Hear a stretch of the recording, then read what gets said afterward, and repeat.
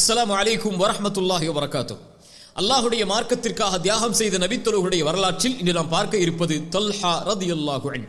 Talha ரலியல்லாஹு அன்ஹு மக்காவை சார்ந்தவர், குறைஷி குடும்பத்தை சார்ந்தவர். அபூபக்கர் சித்திக் ரலியல்லாஹு அன்ஹு அவர்களுடைய நெருக்கமான குடும்பத்தார், நண்பர். அல்லாஹ்வுடைய தூதர் ஸல்லல்லாஹு அலைஹி வஸல்லம் அவர்களும் குறைஷி தான். அல்லாஹ்வுடைய தூதர் நபித்துவத்தை எடுத்து வைக்கக்கூடிய அந்த நேரத்தில் மக்காவில் தல்ஹா இல்லை. ஷாமிலே வியாபாரத்திற்காக சென்றிருக்கிறார். வியாபார குழுவை அழைத்துக் கொண்டு மிகச்சிறந்த நேர்த்தியான நேர்மையான வியாபாரி, மிகப்பெரிய செல்வந்தர். தல்ஹா ஷாமிலே வியாபாரம் செய்து கொண்டிருக்கக்கூடிய சூழலில் அங்க இருக்கக்கூடிய பாதிரி தல்ஹாவை சந்திக்கிறார்.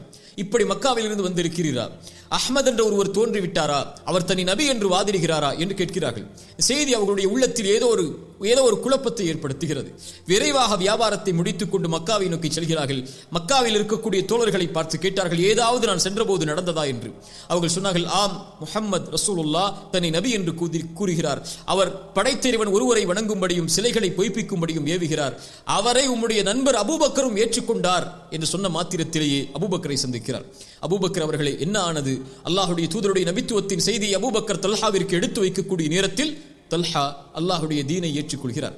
அல்லாஹ்வுடைய தீனை அல்லாஹ்வுடைய தூதரோடு ஏற்றுக்கொண்ட 8வது நபரில் தல்ஹா ஒருவர். அல்லாஹ்வுடைய தூதர் ஸல்லல்லாஹு அலைஹி வஸல்லமுடைய தோழர் அபூபக்கருடைய கரத்தில் இஸ்லாமை ஏற்ற 5 தோழர்களில் தல்ஹாவும் ஒருவர். தல்ஹா ரலியல்லாஹு அன்ஹு அவருடைய இஸ்லாமிய ஏற்பு அல்லாஹ்வுடைய தூதருக்கு மகிழ்ச்சியையும் உறுதியையும் கொடுக்கிறது. மிகப்பெரிய செல்வந்தர், குறைஷி தலைவர்களில் குடும்பத்தில் ஒருவர். அவர் இஸ்லாமை ஏற்றது அல்லாஹ்வுடைய தூதருக்கு உறுதியை கொடுக்கிறது. தல்ஹா ரலியல்லாஹு அன்ஹு அவர்களும் அபூபக்கர் சித்திக் ரலியல்லாஹு அன்ஹு அவர்களும், அந்த 2 மிகப்பெரிய வியாபாரிகளும் இஸ்லாமை ஏற்றது மக்காவிலே கிளர்ச்சியை ஏற்படுத்துகிறது. அதனால் குறைஷி தலைவர்கள் நௌஃபல் இப்னு குவைலித் போன்ற தலைவர்களை கொண்டு, குறைஷிகளை கொண்டு அவர்களை ஒரே கயிற்றிலே தல்ஹாவையும் அபூபக்கரையும் கட்டி வேதனைப்படுத்துகிறார்கள், மக்கள் பார்க்காத முறையில். அபூபக்கர் சித்திக் ரலியல்லாஹு அன்ஹு அவர்களும் தல்ஹா அவர்களும் வேதனைப்படுத்தப்படுகிறார்கள் குறைஷிகளாலேயே.